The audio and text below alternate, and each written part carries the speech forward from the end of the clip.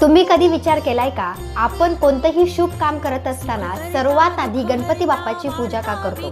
चला तर मग आता या व्हिडिओमध्ये जाणून घेऊया। असं म्हटलं जातं की गणपती बाप्पा हे प्रथम पूज्य मानले जातात। सोप्या भाषेमध्ये सांगायचं म्हणजे गणपती बाप्पा हे विघ्नहर्ता आहेत, म्हणजे आपल्या कोणत्याही कामामध्ये येणारे अडथळे दूर करणारे देव आहेत। यामागे एक गोष्ट सुद्धा आहे, चला मग ते पाहूया।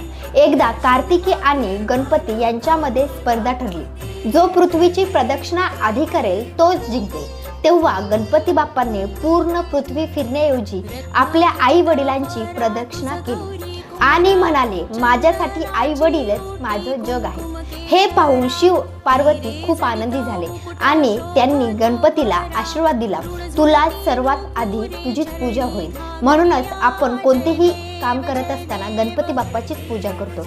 कमेंटमध्ये गणपती बाप्पा मोरया नक्की लिहा आणि स्वामी सखी चॅनलला सबस्क्राईब आणि फॉलो करायला विसरू नका। श्री स्वामी समर्थ।